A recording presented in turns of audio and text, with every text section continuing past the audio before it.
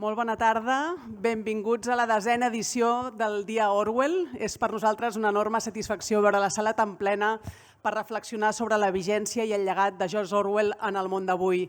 Fa 10 anys ens va venir a veure el Miquel Berga en nom del col·lectiu Orwell, que és un col·lectiu molt actiu en aquesta ciutat i fora d'aquesta ciutat per reivindicar justament el llegat de George Orwell en el món d'avui, per proposar-nos de celebrar o de commemorar el 75è aniversari de l'homenatge a Catalunya. D'això ja en fa 10 anys i en aquests anys conjuntament i juntament també amb el PEN català, a qui vull agrair-li molt explícitament la seva col·laboració en aquests àmbits, hem anat desenvolupant aquest Dia Orwell fins a convertir-lo bàsicament en unes jornades Orwell, que comencem avui, amb aquesta conferència sobre l'extrema dreta, amb probablement un dels millors experts mundials sobre aquesta qüestió. Cas Mudde és un dels millors experts, com es deia, a nivell mundial sobre extrema dreta. Feia molts anys que perseguíem que vingués a Barcelona, que ens vingués a acompanyar a reflexionar sobre l'auge de l'extrema dreta arreu del món, i va ser gràcies a l'Umut Özkırımlı, que és un sociòleg i politòleg d'origen turc basat a Barcelona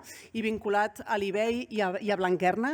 Aquí vull agrair-li també la seva companyia i el seu suport en l'organització d'aquesta sessió. Avui, com deia, organitzem aquest Dia Orwell, un Dia Orwell que en realitat seran 3 dies seguits, en els quals, a més de la sessió d'avui, reflexionarem també sobre com les plataformes d'internet també estan començant a controlar les conductes humanes, amb una reflexió de demà amb Gerd Loving i l'artista Joana Moll, i amb una tercera sessió sobre com memorialitzar la Guerra Civil. Tots 3 temes molt vinculats amb el llegat de George Orwell. Aquestes 3 jornades van acompanyades també amb unes rutes per la ciutat, unes rutes que tenen lloc aquests 3 propers dies pels llocs que van tenir un sentit en la vida d'Orwell durant la seva estada a Barcelona. Agraeixo una vegada més al Miquel Berga, tot el col·lectiu del Dia Orwell, al PEN català i molt especialment a l'Umut i al Cas Mudde per acompanyar-nos avui. Gràcies i endavant.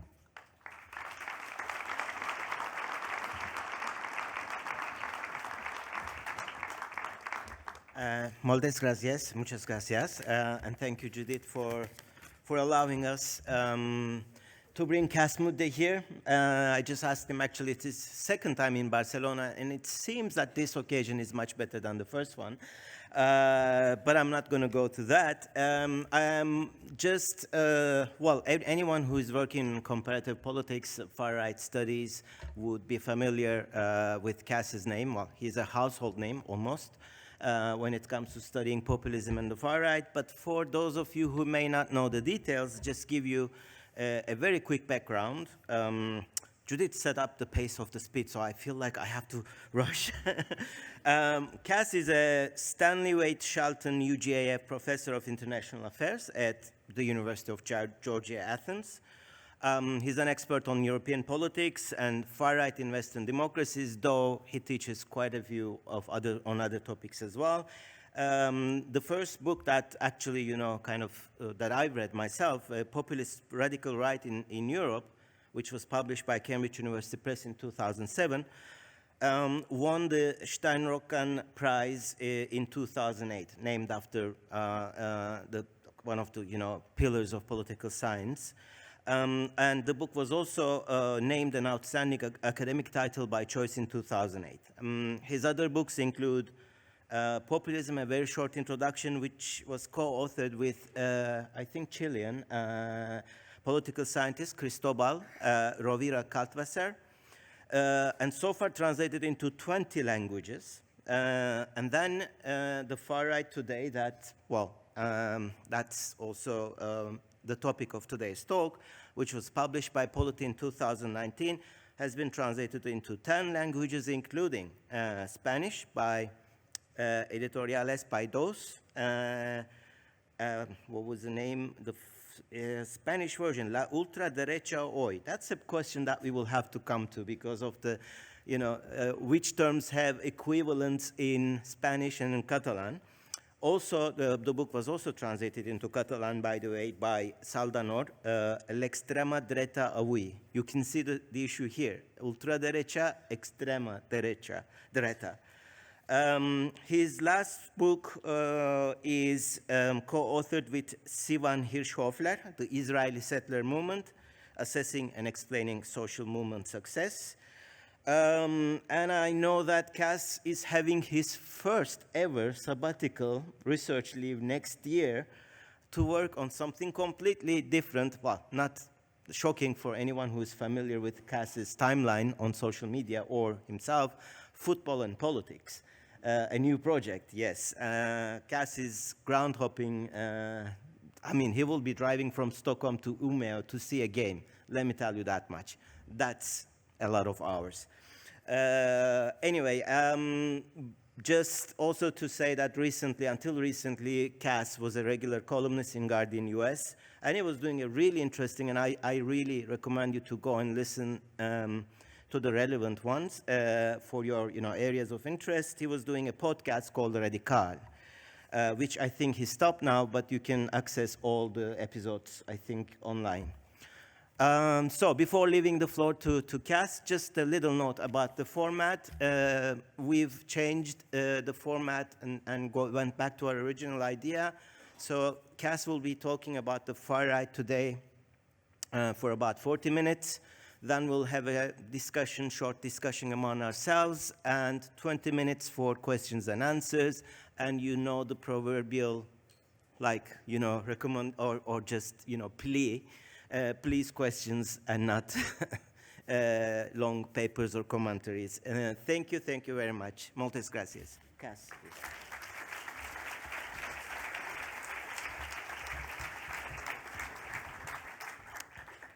Thank you very much. Thanks to Umut. The reference is that the first time that I was in Barcelona was for my first honeymoon, which already indicates that there was a second. But to be honest, I believe that first marriages are just to practice. The second ones are the best. On the one hand, it is nice to see many people here. On the other hand, it's also never a good sign when there is a lot of interest in what I do. And so I used to joke when I went to the radio station at my university, when I would do an interview, and they would say, "Good to see you." And I would always say, "It's not good for the world. Because if you see me, then generally something bad has happened." Right? And so I describe myself as a merchant of misery. Whenever things are bad, I'm in demand. So at the moment, you consider that things are bad in your country, and you come and see me. I won't help you, but I will give you one positive thing. At least you don't live where I live.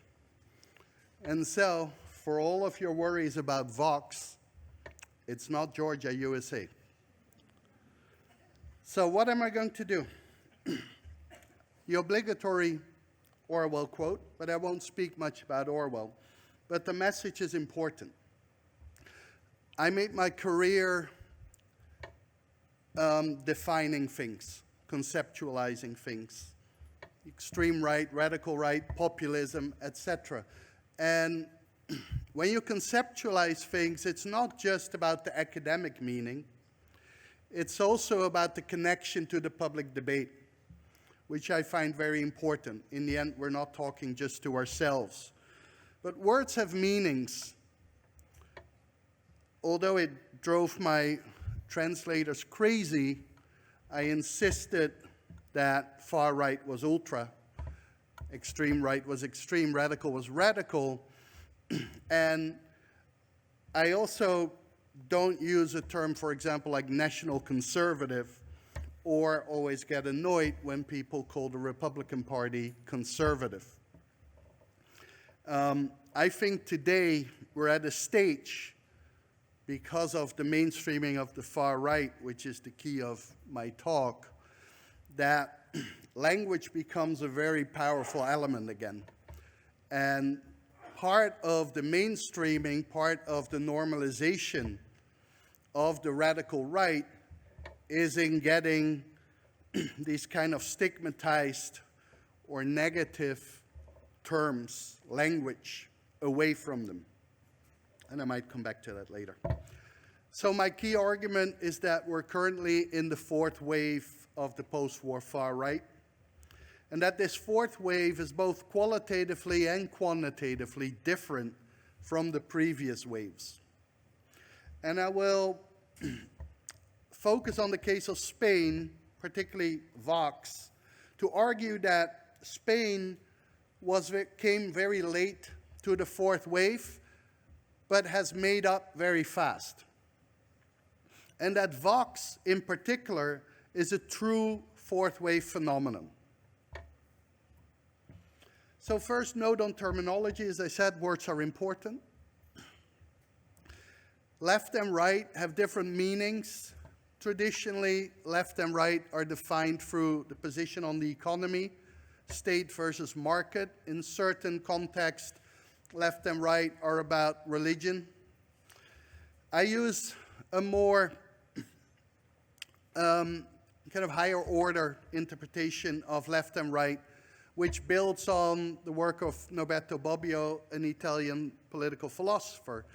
And for Norberto Bobbio, the difference is in egalitarianism, and particularly in inequality. And so the right sees inequalities in society as natural, which they either like or they don't like, but they think it's not up to the state to make society more egalitarian.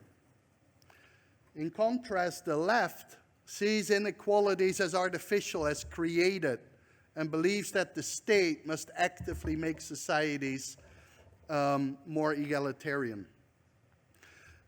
Now, the right is a very broad category, and I'm interested only in that aspect of the right that is against liberal democracy.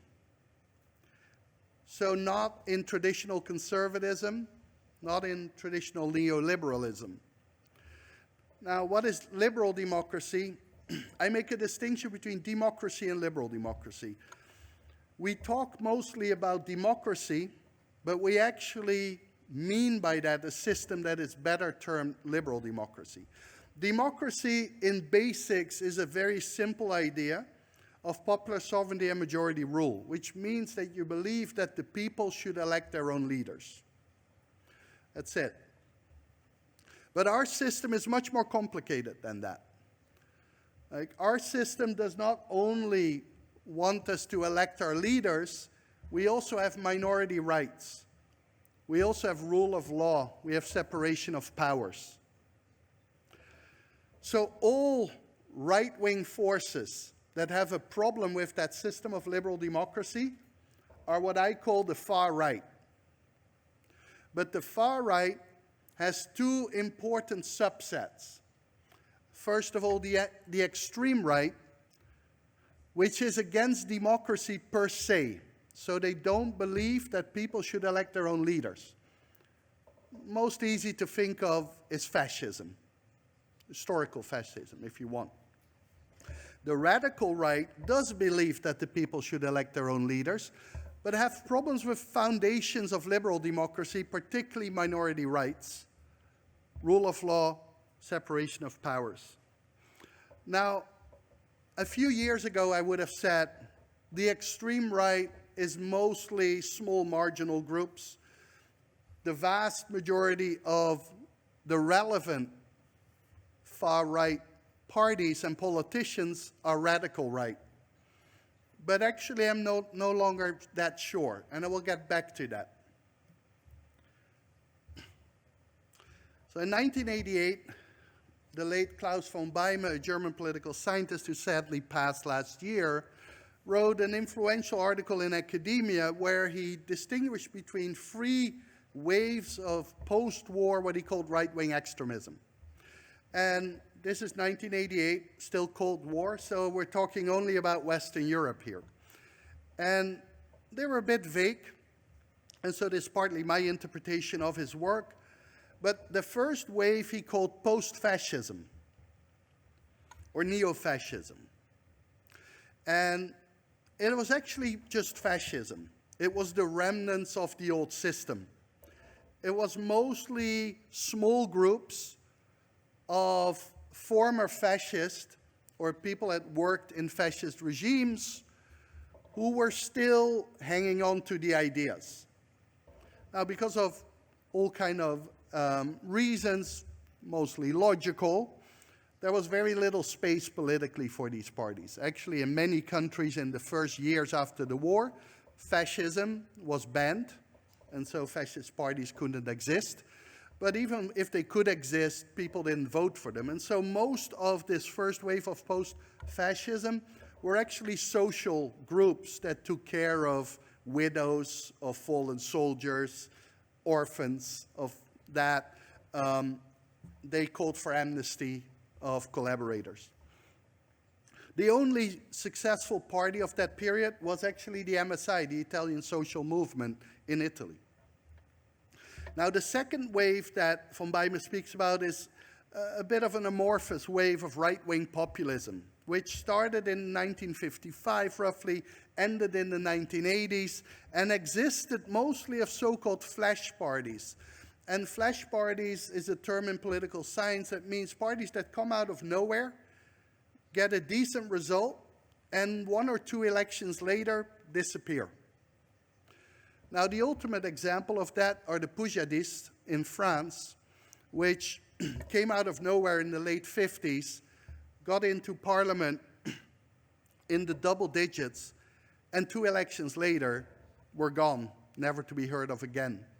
There were various of those. The fundamental difference between the first and the second wave was that the first wave was totally backward-looking, was only focused on historical fascism. The second wave still had a lot of people who had a past in fascist movement, had a few issues that related to it, mostly amnesty for collaborators, but also addressed modern issues, which were the welfare state or immigration already in certain countries. Now, in the 1980s started the third wave of what I have called the populist radical right. And these were the parties that, by and large, most people in Europe will associate with the radical right today. Think about the Front National in France, now Rassemblement National, the Austrian Freedom Party, FPÖ, at that point in time, the Republikaner. What was specific about these parties was that, by and large, they had become totally disconnected from historical fascism. Almost none of the leaders played a major role, if any role, in the fascist regime or party. And more importantly, they addressed contemporary issues, predominantly immigration. They were also electorally much more successful, although in the third wave, there were only in a minority of EU countries, there was a radical right party that made it into the parliament, and most parties were single-digit parties. Most importantly, though, they were outsiders. So the third wave was defined by electoral and political breakthrough. Electoral breakthrough in the sense that they made it for the first time into parliament, political breakthrough that their issues started to be discussed. But the radical right was seen as outsiders and as challengers. So they were not connected to the mainstream. They stood outside and they tried to break in. In Western Europe, in the period from 1980 to 2000, only one national government included a radical right party. And that was the 1984 Berlusconi government in Italy with the Lega Nord, which at that point in time was even a borderline case. So they were around in some countries, but they weren't really part of day-to-day politics. My argument is that this wave ended around the turn of the century, and that we're now in a fourth wave that is qualitatively and quantitatively different. So in this fourth wave, the far right has become increasingly heterogeneous, global, mainstreamed, and normalized. And the consequence of this is that borders have shifted and have become porous. Not just borders between actually the mainstream right and the far right or the radical right, but also, and I think this is an even more recent phenomenon, borders between the radical right and the extreme right. I will get back to that. First of all, extreme heterogeneity is an overview of a variety of far-right actors. At the top are 3 different types of parties. In the middle are 3 different types of street politics. And at the bottom are 3 different types of political violence. And that's just to indicate a range. So on the left top, we have Bolsonaro, the former president of Brazil. Bolsonaro is a far-right politician, but got elected on the list of a mainstream party. In the middle is the Party for Freedom, one of the many far-right parties in my country, the Netherlands, which is the party of Geert Wilders. The Party for Freedom has 2 official members. 1, Geert Wilders. 2, a foundation with only 1 member. And I think you can guess who that is. So we have a party with 1 member. Oddly enough, that party has had a double-digit representation in parliament for, 15 years now. And so you have in the parliament members that represent the party that they're not allowed to be a member of. But on the right, we have the BJP, the party of Narendra Modi, which is allegedly the biggest party in the world with more than 100 million members. Right? That is the range that we're talking about just among parties. On the one hand, politicians that are far right that don't have an own party, personal parties, and mass parties. In the middle, a variety of street politics, won't focus too much on that, but even in terms of the violence, it comes from very different forms. We see there a man I don't need to name. He's from Norway, killed 76 people. It was what people like to call a lone wolf. It's a problematic term, but he was a single perpetrator. Right? He arranged and planned everything by himself. He felt very much part of a larger environment, but that is the classic far-right terrorist today. Generally a man, white man, middle-aged, and doing things by himself. But there are also increasingly far-right violent subcultures, and the smiling man in the middle is actually the grandson of Maya Kahane in Israel, and is one of the unofficial leaders of the so-called Hilltop Youth, a group of settler youth that terrorized the Palestinian population around Jewish settlements in the occupied territories. It's not organized in the same way as a truly terrorist group, but it's also not a single actor. And on the right is a picture of a threat that increasingly is worrying intelligence communities in Europe, and that is the classic far-right terrorist group, clandestine group organized that are planning things. And people are particularly worried that some of the far-right foreign fighters that fight in Ukraine, either on the Ukrainian side or on the Russian side, because the far right, as well as the far left fights primarily on the Russian side. But the far right fights both on the Ukrainian side and on the Russian side.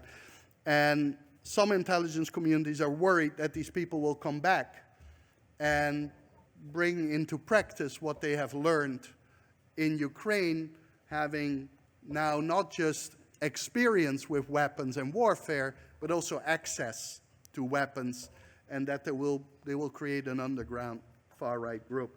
I will focus primarily on the level of party politics for the rest of this talk, but can speak to other elements too.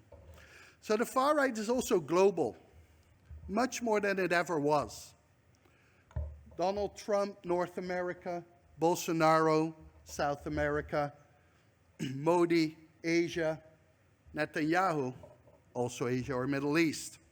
Right? It's not to say that the far right is as relevant in Asia as it is in Europe, in part because most of the far right politics, ironically, takes place in democratic settings. But the far right is not some type of European or white disease. It can take place in every context. For a variety of reasons, it's currently particularly strong in the global north. Now, the key argument that I advance in the book is that the far right in the fourth wave has been mainstreamed. And for me, this starts particularly with 9/11. And it's, of course, it's not 9/11 that does this. It is our interpretation of 9/11. It is the dominant interpretation that 9/11 was a consequence of Islam rather than a specific group of frustrated elites from the Middle East, and that Islam and immigration constitute a threat to national identity and national security. And this was further strengthened by the so-called refugee crisis of 2015-16, which, if you don't remember, also occurred at the same time that there were some jihadist terrorist attacks, particularly in Brussels and Paris. And so again, that linked immigration, Islam, and security. Now, the mainstreaming is the mainstreaming of the issues of the far right, of the frames of the far right, and of the positions of the far right. And let me explain that. Mainstreaming, the process of mainstreaming, means that the parties that we consider the mainstream, for the sake of argument, from conservatism to social democracy, that their positions and discourses are increasingly the same as the radical right. Mainstreaming can take place through three different processes. On the one hand, if this is the radical right and this is the mainstream, the radical right can moderate, right? Second process, the mainstream right radicalizes. And the third process is both, and they kind of meet in the middle. Over the last 2 decades, the mainstream is very clearly the radicalization of the mainstream. The radical right didn't moderate. In fact, on certain issues, they radicalized. It is the mainstream that adopted the issue, particularly immigration, identity, integration of the far right, but more importantly, the framing of it. By now, it seems almost impossible to think about immigration as any other issue than an identity-related issue. But 50 years ago, immigration was an economic issue. After that, it became kind of a legal issue, just taking care of papers. Today, is a security issue. And the best example is actually in the US. When you look at where integration was in the administration, initially it was in the economics department. Then it went into the Justice Department. Today, it's in the Department of Homeland Security. So, you don't only talk about immigration, you talk about immigration as a threat. Now, if you adopt the frames of the far right, you inevitably are going to advance their positions. Because if you have already accepted that immigration is a threat, you're going to advance policies that do away with that threat. And that is the mainstreaming. And if you want to see that, you should compare the difference between the UMP, the mainstream right-wing party in France in the 1990s, and the Front National in the 1990s. They are far apart. Nowadays, Les Républicains in France are almost identical to the Rassemblement National, the successor to the Front National. What we also see is more political collaboration with the radical right. I told you that in the 1980s, 1990s, there was only one national government that had a radical right party in it. Today, a majority of EU countries has seen a coalition with the far right at the national or subnational level. It's not the majority of coalitions, I'm not arguing this. Just arguing that collaboration with the radical right has become common. I would argue that there's only one, maybe two countries left that have a cordon sanitaire, an agreement that you don't govern with the far right. Germany and Belgium. And Belgium, that won't be long probably, right? In the 1980s, everyone had a cordon sanitaire. Now, that was easy because the far right was very small. But even in the 1990s, most countries had a cordon sanitaire. As a consequence of the mainstreaming, radical right policies are no longer exclusive to radical right parties. And it's an important point. Because if you want to be normative about it, and I do, we often focus on the threat of the far right exclusively by focusing on far-right parties. But the last decades have seen a flood of nativist policies being introduced by mainstream parties.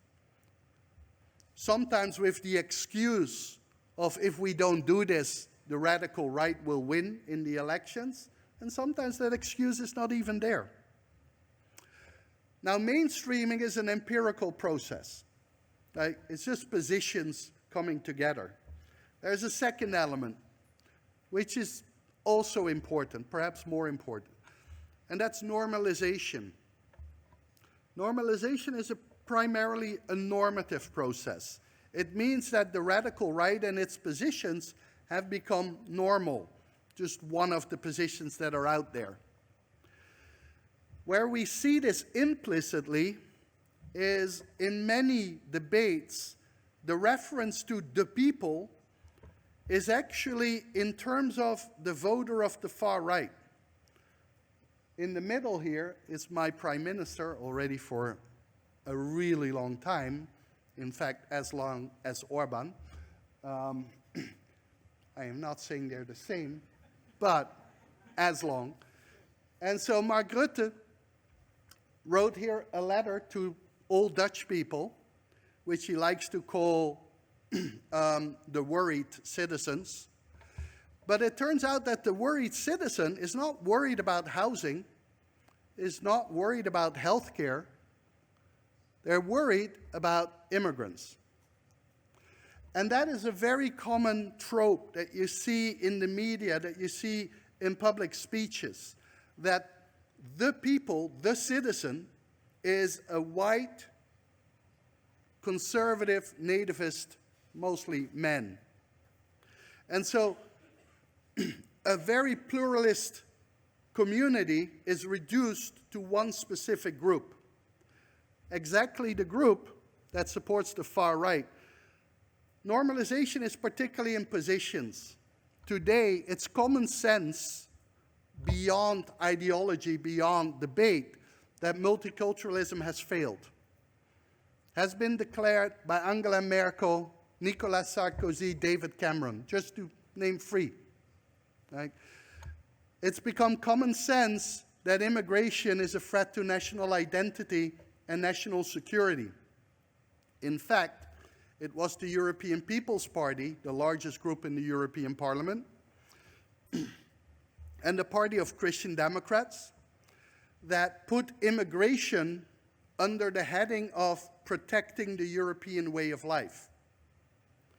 Right? All of this is a normalization of radical right positions. And the logical consequence of normalization means that radical right parties and positions now are also much more espoused by the elites. We have them not just among columnists in newspapers, for example, but we have them in academia as well. Colleagues that I used to work with, for example, on the far right, are now speaking at far-right meetings, are now writing books that pretty much advance a white nationalist agenda. It's a logical consequence, right? In the end, one of the big problems that the far right used to have because of stigmatization is that they couldn't attract well-qualified, well-connected people. Well-qualified, well-connected people have a lot to lose. They don't want to be marginalized. But you're no longer marginalized when you align with the far right. And so the far right is not just politically no longer out there, it is also socially beyond us. And so I always ask my students, do you know someone who is far right? And I have 2-3 people out of 40 or something who say I do. And I ask them who it is, and almost always it is some skinhead or some very marginal racist uncle, right? Now, the majority of my students come from Republican households. If I talk to them a little bit longer, they will tell me that their dad has a Trump calendar in the kitchen. But they will not think that dad is far right, because we still have a very dated view of what the far right looks like. A tattooed skinhead, right? Working class, not particularly subtle in a sense. But the far right today sits next to you, works next to you, is as educated as you are, and pretty much operates in the same way as you. Now, the consequence of all of this is, of course, the boundaries have shifted. So the same von Bijmen said in 1988, like, we can't really define what the extreme right is, but we know who they are. Now, as someone who always defines stuff, I obviously don't agree with it, but roughly in the 1980s, we kind of all agreed on who the far right was. Like, there were a few parties. Today, we don't. And even if we do, we don't actually know why they are in and other people are not in. What are the boundaries? What is the boundary between conservatism and the radical right? Think about Fidesz. Think about Likud. Think about the Republican Party, the Tories. All parties that traditionally are called conservative, that always had an emphasis on the nation, but that clearly have radicalized and nowadays take at times more extreme positions than some traditional radical right parties. So the boundary between mainstream right and radical right are increasingly difficult. But there's something else that is happening, and that is the boundary between the radical right and the extreme right. As I said at the beginning, the extreme right doesn't believe in democracy per se, one person, one vote, electing your own leaders. Now, democracy is hegemonic today. No one who wants to win a decent amount of votes is going to say openly, I'm against democracy. But Fidesz in Hungary has by and large destroyed the democratic process. The Republican Party in the US actively undermines the right to vote, denies the outcome of the last election, which was the best organized election probably in US history. But at the same time argues that they do all that to defend real democracy, right? And so these are very difficult processes and things. The advantage of the old far right, like, you wouldn't have a long debate with Hitler about democracy. Hitler hated democracy. He thought that democracy led to mediocrity, like the mediocre person deciding. Now you have a debate with someone who supports active anti-democratic policies, but who pretends to do that in the name of democracy. I think objectively, several of the parties on the far right today, like Fidesz, like PIS, like the Republican Party, probably like Likud, are no longer just radical right, they're at least hybrids, which is why I increasingly use the far right not just to describe both, but actually certain parties are so difficult that they're not fully extreme right yet, but they're also not radical right, just that. So Spain, your lovely country. Now, first of all, Spain was represented in all three waves. Obviously, you had Franco for a while, so like that was solid. But you have had radical right and extreme right groups from the period of democracy, but largely in the margins or factions within established parties. Even in the third wave, though, the far right in Spain tended to be heavily divided and very localized. And so, although many groups pretended to be national groups, they only existed in a few cities. Part had to do with connections with the past, but it was this stereotypical far right, mostly people who came out of the margins, few connections to the mainstream. In the literature, Spain was seen as an exception. And the argument was that Spain wasn't ready for far-right politics because of its recent authoritarian past. Now, that was always a dubious statement because Italy had a far-right pretty much from the get-go. The other argument was that Spain didn't have a post-industrial society, which means in a post-industrial society, most people work in the tertiary sector, service kind, which has all kind of social consequences, and some of the theories in the field argue that the far right is a response to that. It was also in a period that we believed that certain countries were immune to the far right. These countries were the Netherlands, Germany, Sweden. You see where I'm going. It actually turned out that no one is immune to the far right. And so what happened? I think Spain was late to the fourth wave, but caught up very fast. It's been actually amazing that the process of mainstreaming and normalization that took decades in other countries took less than a year in Spain.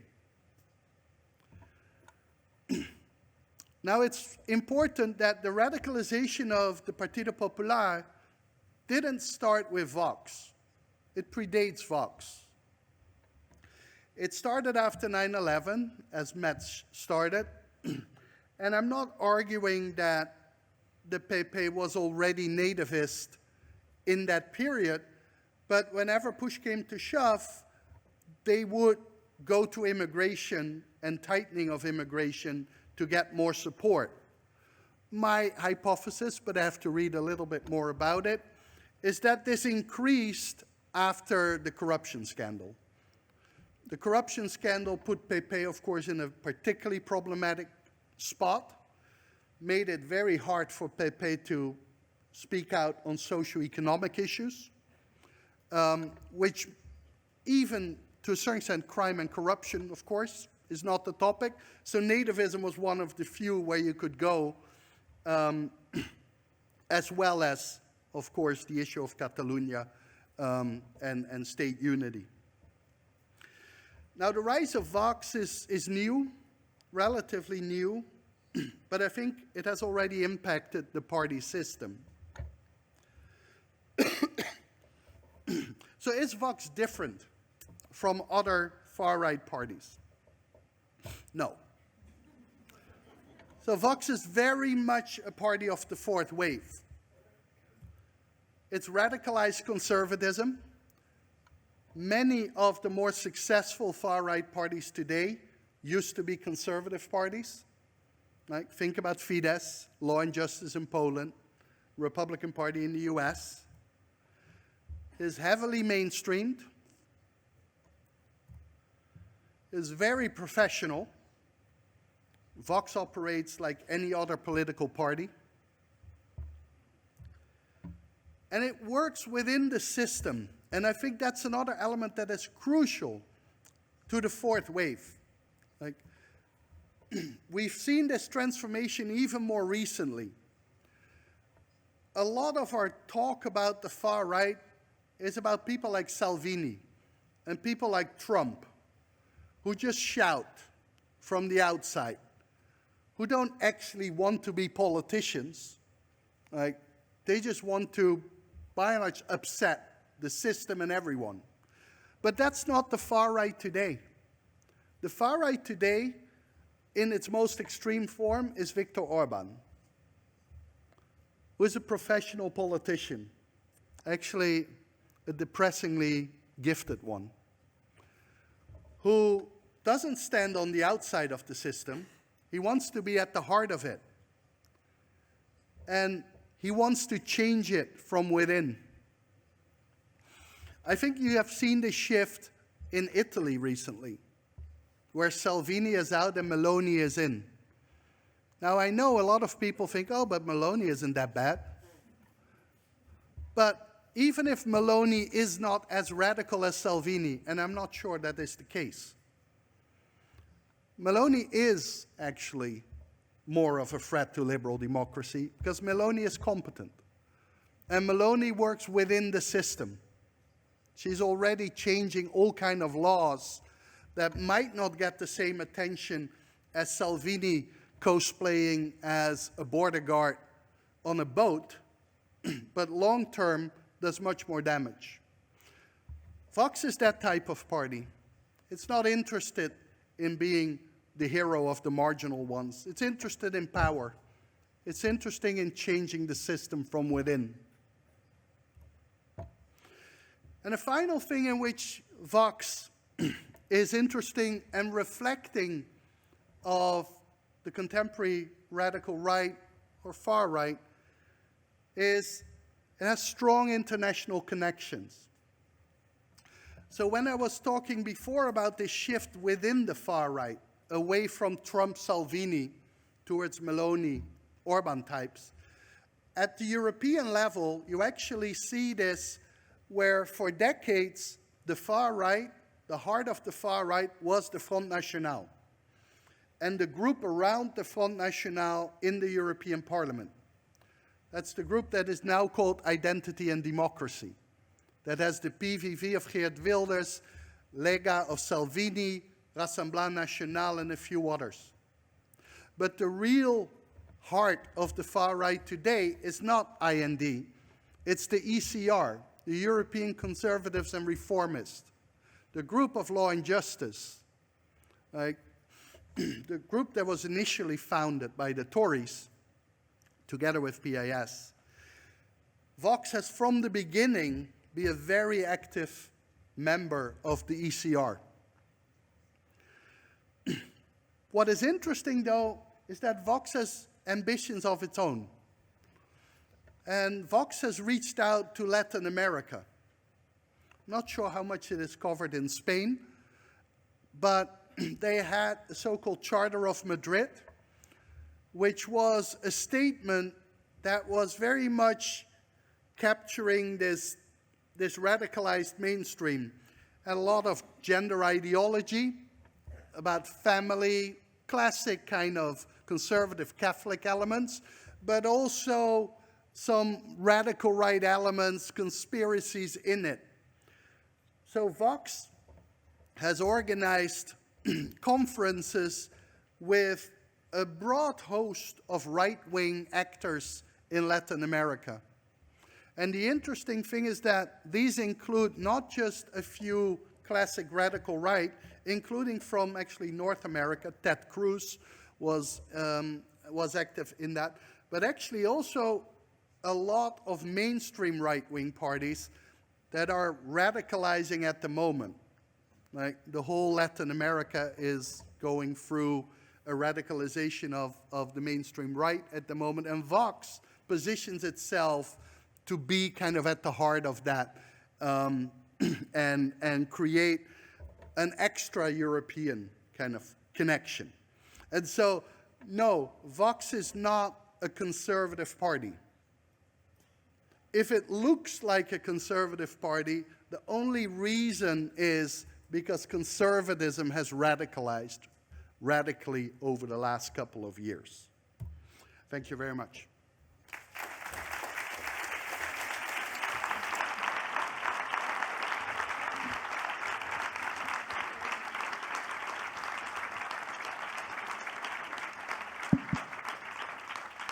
Thank you, Cas. The CCCB, we do things very strictly. We finish at 8. So rather than asking too many questions, I actually want to focus on 2, even though, you know, depending on your answer, I can leave the second one. I'm sure it will come from somewhere in the audience. My question is this, you know, I was thinking about what you said about Orban and Vox, you know, operating within the system. Well, you pretty much said, you talked about India, you didn't touch on Turkey, but I mean, you know, in cases like India and Turkey, they're not within the system, they are the system, pretty much. I mean, they finished the whole restructuring and formalization of the system. So anyone who wants to play within the system have to, you know, abide by the rules, which are ever-changing. My first question is, I mean, and maybe my only question is that, you know, your main idea of the mainstreaming of the far right, and I'm not going to go into the academic debates about, you know, how, because we also have a tendency to think about ourselves. I include that myself into this too. But I'm talking politically. At a time when even the so-called left, i.e. Danish Social Democrats, or people like, you know, who were kind of, at least for a while, for a couple of weeks, you know, raised the hopes of Turkish people, Kılıçdaroğlu. You know, these people have all, you know, they're operating and they have been completely, you know, adapting the discourse. I mean, Kılıçdaroğlu in between the 2 rounds was speaking like Meloni. I mean, not even, you know. So we have a scene where we have even the so-called, let's just put it the so-called there, social democrats are, you know, using the same discourse. So they've been mainstream. And there's a second aspect. They also use very skillfully some of the elements that used to belong to progressive movements, such as gender. I used my students from both Blanquerna and Ibe are here. I show a little clip of Marion Maréchal, the granddaughter, who gave I mean, you know, if you look at it and if you listen to it without knowing who she is and all, you know, just blur the screen and listen, it's like a progressive speaking about, you know, gender, women's rights, how there's an increasing threat of rape because of immigrants and all of that. So we not only lost the social democratic parties, but also our issues, the issues that were supposed to be the symbols of how do we stop this? I mean, I know that in the book, in the final chapter, you say that we have to claim liberal democracy and work for it. But for obvious reasons, you don't have space or time, or maybe, I don't know, it wasn't developed yet. How? How do we stop this juggernaut, you know? And that includes Vox. Yeah. So I've been getting this question for about 25 years. I've answered it for about 25 years. Either my answers were wrong or people didn't listen. So I don't think this changes much. I think what is very, very important is that the left, center-left, social democracy, whatever you want to call it, lost hegemony, the dominance of ideas over a very long time. It took decades to lose it. It will take decades to regain it. This is not a matter of like coming up with a great idea, marketing it well, and boom, it's done. Also, the world has changed. fundamentally. Ronald Inglehart, a very influential political sociologist, talks about generational political ideas. And his idea was to explain politics in the 70s, 80s, the rise of new social movements and of Greens, like from the fact that this was the first generation that had grown up in a secure period where there were no wars and where there was affluence. Like, that is not the generation that grows up now. That's not the world we live in. We're in 2023. We're in the 5th crisis of the 21st century for Europe, at least that we perceive as crisis, right?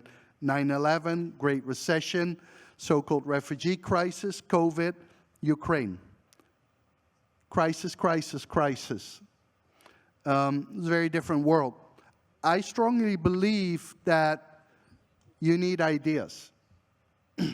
When things go well, if I'm going to give you $100, you don't need to know why. If I ask $100 from you, you want to know why. In a period of crisis, you ask from people, right? And so we need a narrative. The narrative that centrist parties have is Tthe, there is no alternative, right? If we don't do this, globalization. If we don't do this, the far right will win. That is the election of Macron, right? Particularly the second time around. There was no positive agenda. There was just like, it's me or her. We do that in more and more elections.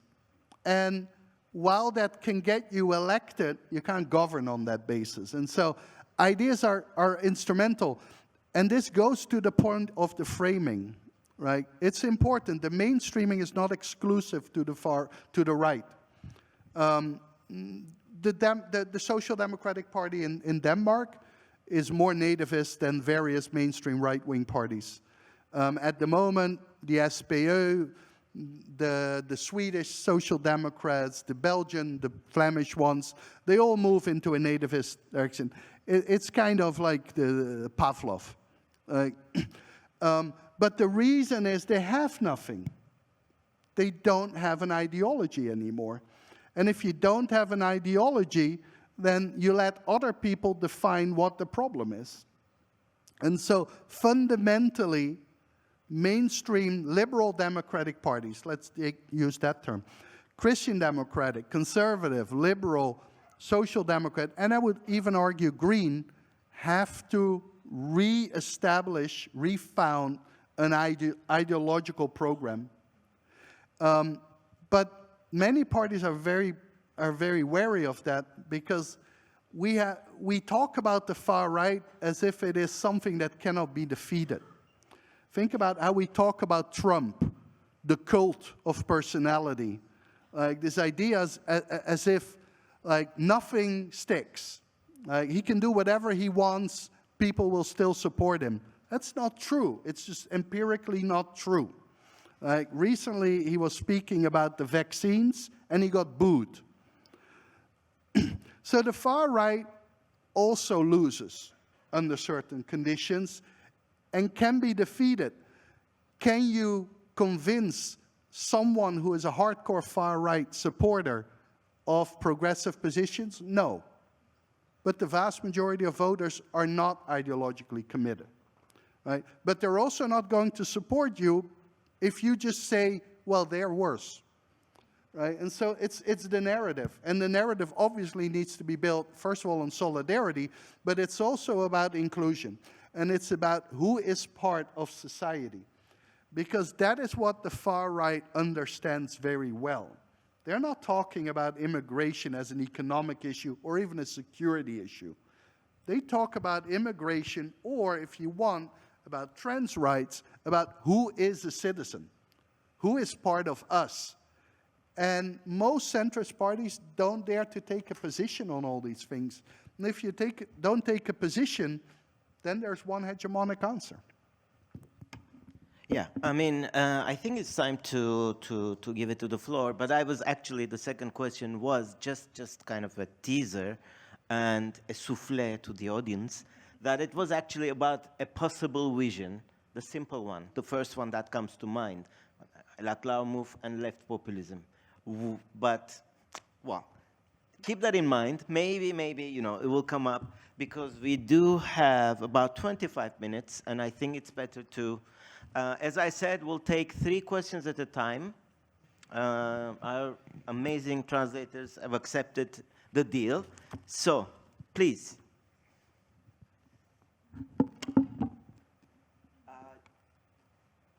Just so you first, and then yes, and yes. If you can just present yourselves very quickly, introduce yourselves. First, yes. It's coming. Hello, I'm an university student. Right now, I'm studying climate policies, so it's quite important to understand the far right because they radically oppose this. But what I struggle to understand about the far right is what is the end goal of their model? Because from the left, okay, we argue for egalitarian societies because we think this will lead to a more harmonized society, more secure, with economic growth. If the far right gets their way, there's no more immigration, there's a completely neoliberal economics. What happens then? Who benefits? I really struggle to understand this. Thank you. Yes, please. Yes, thank you. My name is Juan. I study international relations. My question is relating to Vox. How does the nostalgia for the, in this case, the Spanish Empire and the so-called Iberosphere play into their strategy, not just in Spain now with the upcoming elections especially, but also with what you mentioned, its strategy of globalizing its measures through Latin America? Thank you. Yes.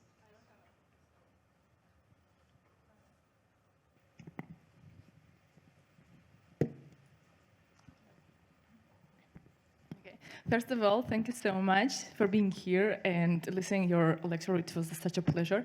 And my name is Darina, and I'm a PhD student. I'm studying the climate change regarding to political regimes. And my question is, you were talking about the crisis and the loss of ideas. I think one crisis could be the emergence of climate change within the politics of extreme and far right. And in that matter, to what extent far-right and extreme-right parties can take advantage of the mainstreaming of climate change?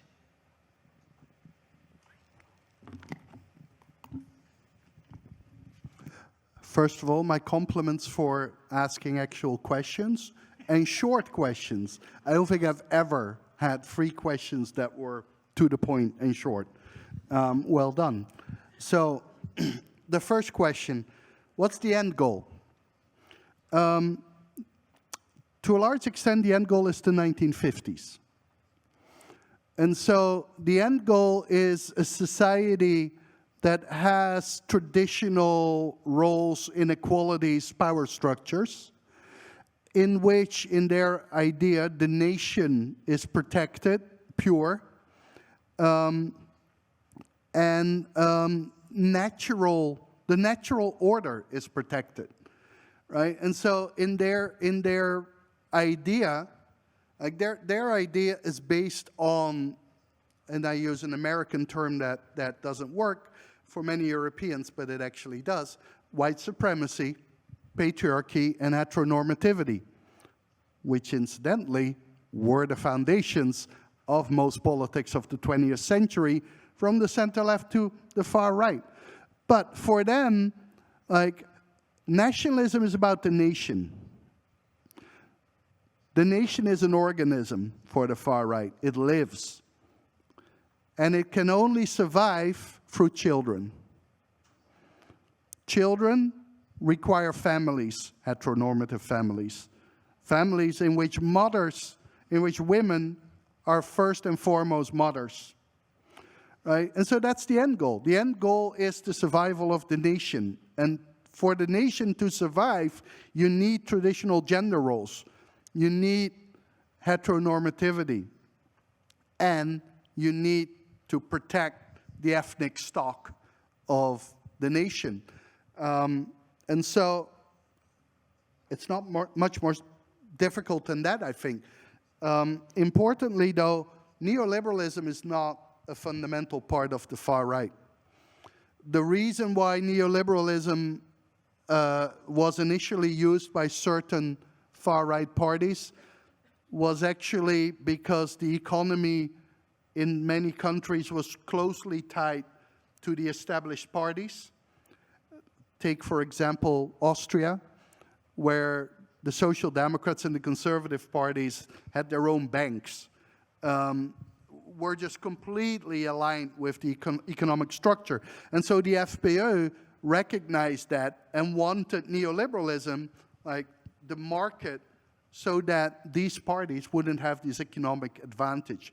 Today, neoliberalism plays a role in certain far-right parties, mostly because they're conservative parties that radicalized. What we see is generally after 15 years or so, they have shed most of their bourgeois thoughts and most of their neoliberalism. Nostalgia for the empire and the Hispanosphere. I'm not sure whether that's purely strategic. I think that's profoundly ideological. Of course, it is not exclusive to the far right. It's fundamental to conservatism in this country, as it is in other countries. Empire, for example, is central to the Tories, as is the Commonwealth, similar for France, whatever. I think this Hispanosphere is very clearly important for where Vox sees its unique role. And so Vox understands that it's not going to lead the ECR. It's not going to be the dominant party in the European Parliament within the far right.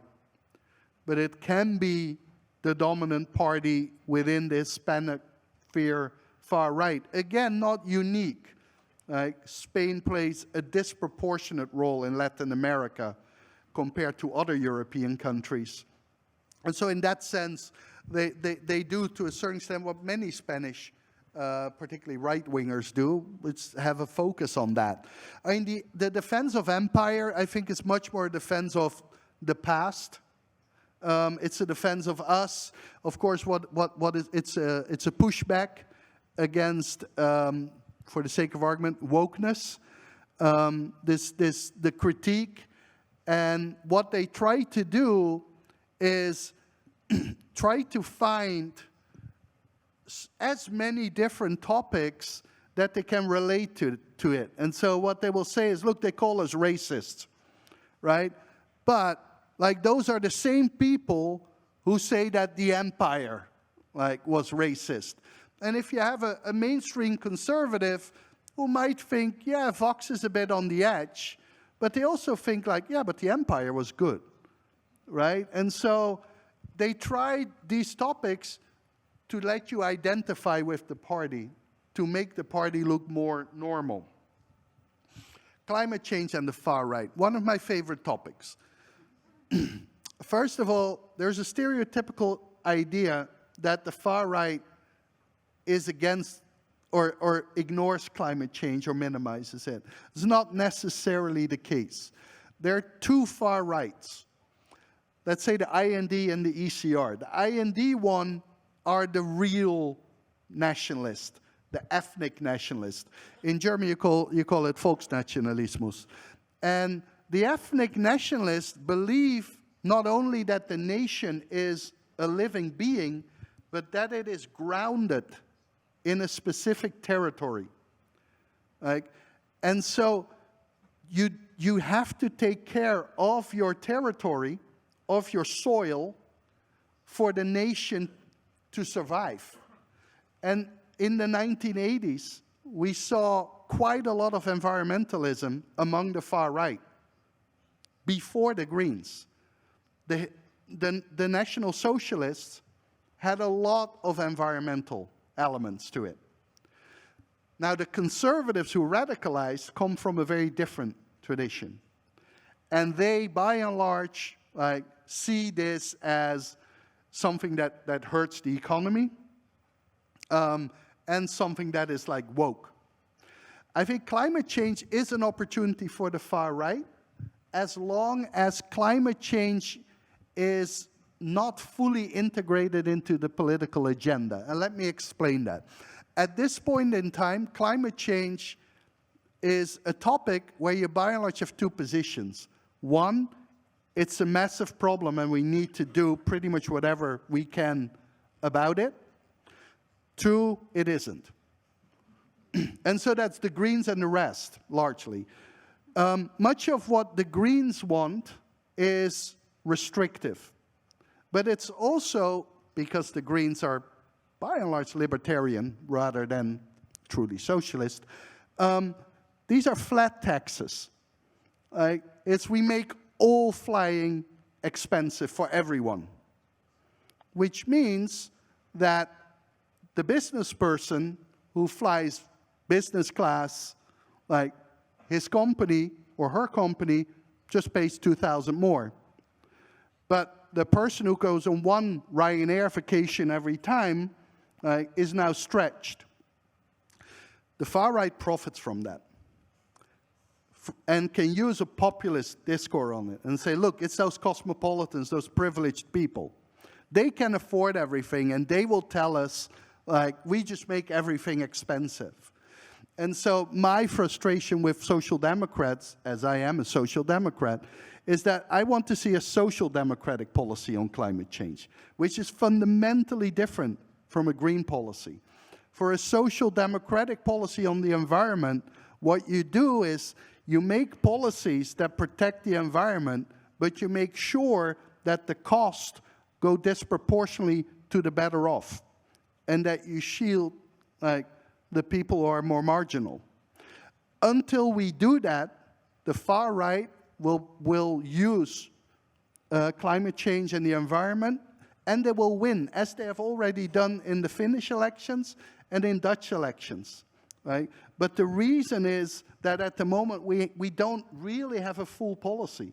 We don't have a Christian democratic policy on climate change, environment, social democratic, etc. Okay. Yes, please. Yes. 1, 2, and then I saw, yeah. Hi, my name is Julian. I'm a film director and I do a lot of work in politics. I thought it was really interesting how you talked about the normalization of far-right policies. Very simple question. I'm curious what you think, like in the US, if nominated, who do you think would be more effective against Joe Biden, Donald Trump, or Ron DeSantis? Two in the front row, please.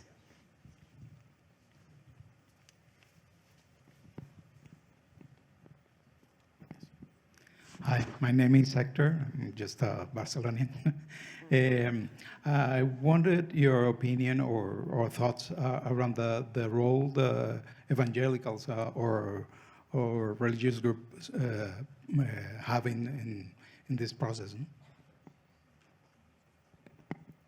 Yeah, hi, I'm Ina, and I'm also an international relations student. So my question is a bit broad.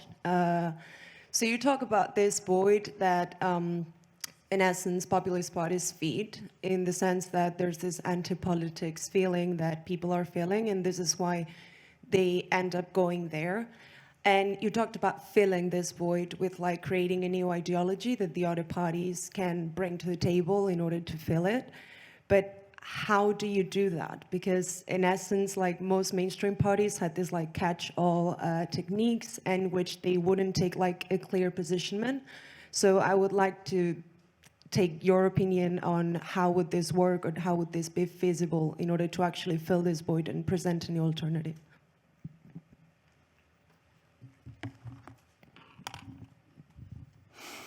Okay, you make me work, so I come back to that one. Trump DeSantis. Let's go back home. To be honest, I think that is no longer really relevant. I think DeSantis lost his momentum. I think DeSantis has a better chance against Biden than Trump. Biden beat Trump already. Biden has a big advantage that, so Trump is toxic to a very small group of people who identify as Republican or as independent but are Republican-leaning. It's a small group. It's mostly suburban, highly educated, rich people who think that Trump is just too much. They generally think that Democrats are just crazy left-wing. But not Joe. Because Joe is old.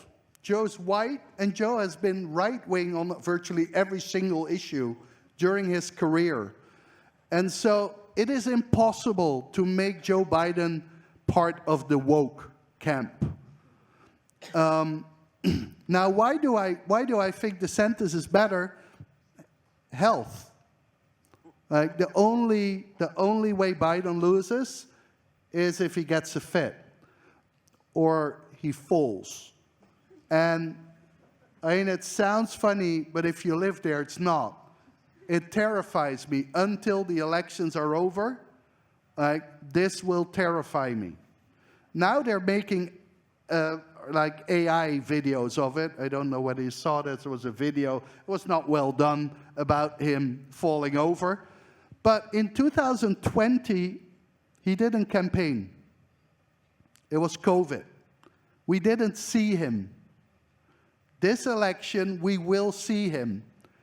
They will make sure that he doesn't do too much, but we will see how frail he is. Compared to Trump, that's not a major issue. Trump looks 15 years younger, but at the same time, not the fittest either. Right? Of course, DeSantis will run around like crazy. And that contrast, I think, is major. But I honestly don't think that DeSantis can win the primary. Or maybe I just hope it. I don't know whether I can still clearly think. Not to say that Biden will defeat Trump. I think it's a 50-50. And in my world, that's pretty decent these days. Evangelicals, religious groups. This is very fascinating. So the evangelicals are a major driver of right-wing politics, but more importantly, the radicalization of the Christian right and the mainstream right in, of course, the US, but now also in Latin America. On top of that, they have introduced a competitive kind of commercial element to religion in Latin America that the US always had. Like, they have made the Catholic Church compete over souls, which has radicalized part of the Catholic movement. This is a major player, of course, in Bolsonaro, right? But to a certain extent, even with José Antonio Cast in Chile, and it will be in other countries where you see it radicalized. It doesn't play out in the same way here in Europe, but religious groups do play a role in certain countries, but much, much less. I mean, Poland would be the most important, but even in PIS, Law and Justice, Catholicism, organized Catholicism, is not that important. What the far right tries to do at the moment is, again, make that alliance. And that is particularly over gender ideology and wokeness. And what they say is, look, they're coming for what you believe in, just as what they come for us. And it works. I mean, it clearly works, and it works particularly well in Latin America. How does it work? Okay, so catch-all strategies. Catch-all strategies don't work. Today, party systems across Europe are highly fragmentized. Politics has become three-dimensional in most countries, and as a consequence of that, people look for different alternatives, and catch-all will become less and less attractive, which means that specialization will become acceptable again. The other thing is that we still, and particularly politicians, still think that you can create a party that gets 40% of the vote. You can't. That has nothing to do with leaders or campaigns. that has to do with structural changes in societies and the way politics is structured. Once politicians finally understand that, they will understand that if you have a clear agenda that positions yourself differently than others, and that attracts 20, 25%, that you're a major player. But unlike the catch-all party, you're a stable major player, because you will keep that part. Now, are we there? No.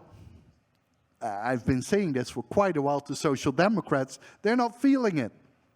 And partly they're not feeling it because your average member of a political party, mainstream right or mainstream left, is old. The SPÖ just elected its new leader. The average age of the members of the SPÖ was 63. The electorate of the PvdA, the Social Democratic Party in the Netherlands, the electorate was older than the electorate of the Pensioner Party in our country, right? In Germany, political parties lose 10,000s of members every year to natural causes. Now, old people have different priorities. It's not that they don't see climate change. They just think my welfare and the welfare state is more important, because by the time that climate change happens, I'm dead. But my prostate needs care now, right? And so they have very clear priorities and they have different values. They will vote for you, 100%. Young people, A, don't vote, and B, don't stay with you. And so many parties are now stuck. They are very aware that they're catering to a dying electorate. But the alternative is a huge gamble.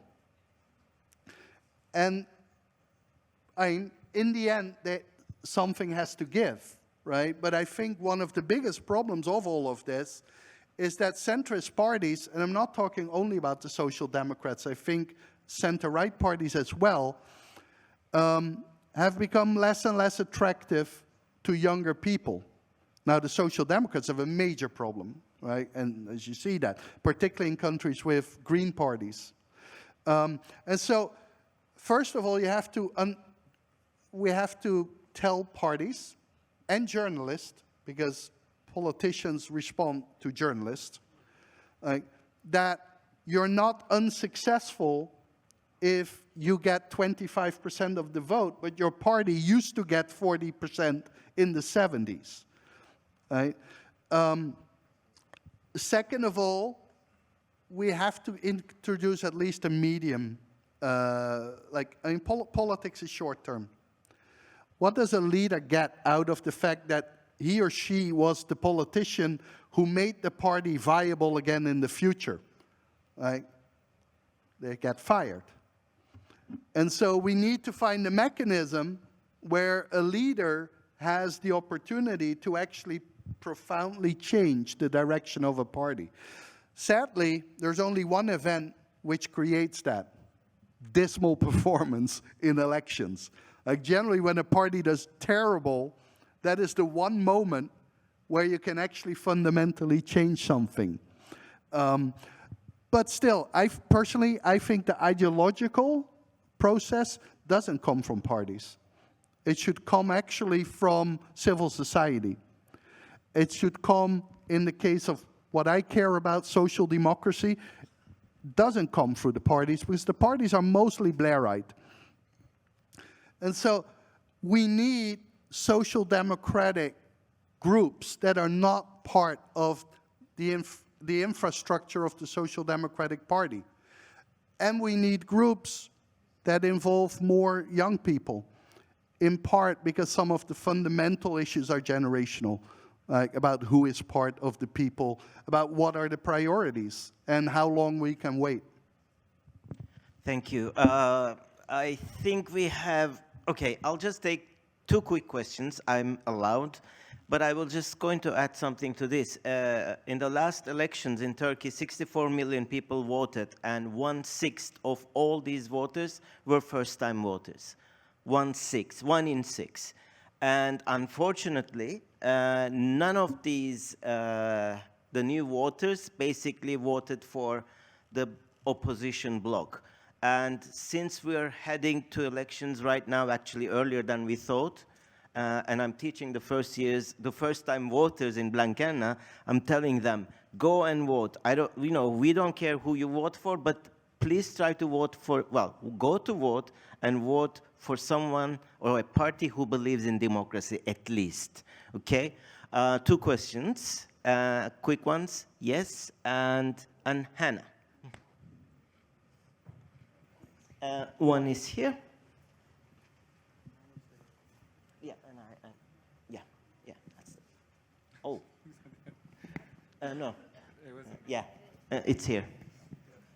It's this gentleman. Yeah. Hi, nice to meet you. I'm Steven, lecturer in contemporary history. I want to ask you about the next European election. I think it will be a crucial moment and maybe will change the alliance between Popular Party and extreme right. What do you think about that? Thanks. Perfect. And the final question?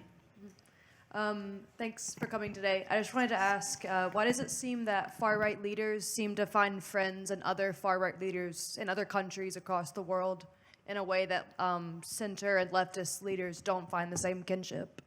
Like, for example, I'm thinking of like Trump and Bolsonaro versus Biden and Lula, who don't have the same allyship. That was from South Carolina. Okay, so I fundamentally disagree with this. The far right is still underdeveloped internationally. Trump is a very good example of someone who totally didn't care about, well, Trump doesn't care about anyone else but Trump, but he didn't care at all about leaders in other countries. Definitely not on ideology. What he cared, if you said something nice about him, like, he would like you. But you could be a communist in North Korea, for that matter, right? Whereas Orban, who was begging him, like, only got an audience with him after 2.5 years. Orban actually fired his ambassador, put massive money in bribing members of Congress, and even then it didn't work. He didn't care much about Bolsonaro. Bolsonaro said nice things about him. Like Modi, a bit the same. But in the end, Trump had no international agenda. This has changed a little bit in the contemporary US right, but only a little bit. Orban spends tens of millions of dollars bribing Anglo-Saxon conservatives. But like even DeSantis, who would be much more Orban-esque than Trump, I don't think there are particular connections. And while Biden and Lula might not be close, the collaboration among social democrats worldwide is far stronger and closer than between the far right. And that goes to the second question, which is the European elections. I was much more worried about them 2 years ago than I am now. And the reason is Russia. Russia helped us out a bit here. So the far right is completely divided within the European Parliament. Depending on who's in and who's out, they hold about a quarter or 1/3 of the vote, of the seats, probably more 1/4. And yet, they're completely irrelevant in terms of the European Parliament. Why? They're divided. Part is in IND, part is in ECR, part is still in the EPP, Janša's party, Slovenia, and part is non-aligned, Golden Dawn and Orban. Now, as soon as the EPP finally kicked out Orban, or he left before he got kicked out, right? Orban started to invest money in bringing the different right-wing and radical right parties together. PIS came on board, but PIS is a very parochial party. They don't care much about what happens outside of Poland. And so the heart wasn't really in it, and Fidesz did most of the work. And then Russia invades Ukraine. Everything now is about Russia, and Orban is on the wrong end. And so the relationship between PIS and Fidesz is at the worst level that it's ever been. And it will be electoral suicide for PIS to become close to Orban at this point in time. That doesn't mean that ECR and IND couldn't come together. But I think Orban was always crucial to bring them together.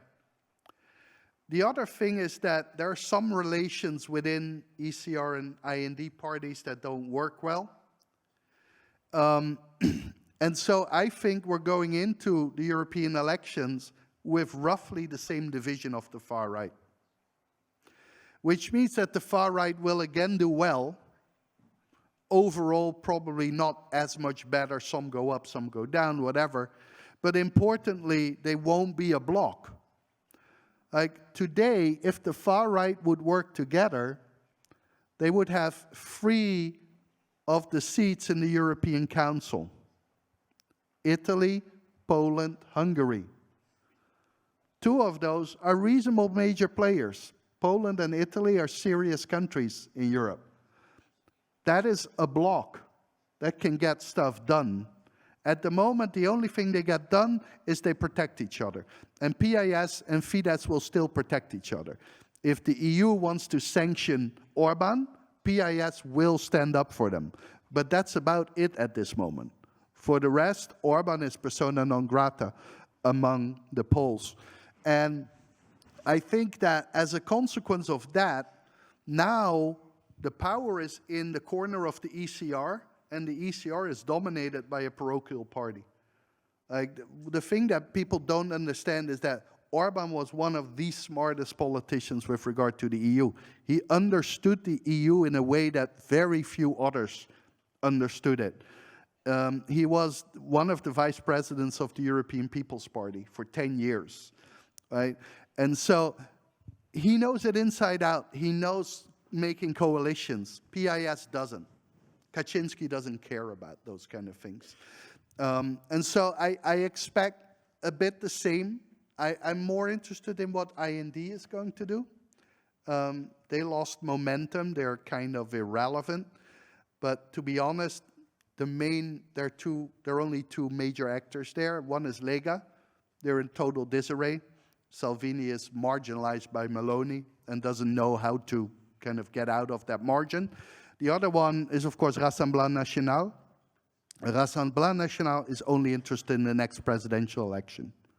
It's the last election for Marine Le Pen, and it's the best chance she will get at the presidency. And so I think it will be divided with a relatively weak ECR bloc. But maybe I'm too optimistic.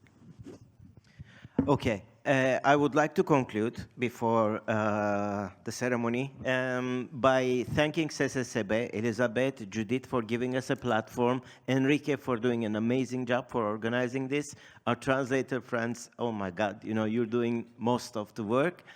And Cas, hopefully we'll see you again here, not to discuss the far right, but just to go to an Espanyol game, or because I know you won't go to Nou Camp. He's into. Thank you very much for coming. Muchas gracias.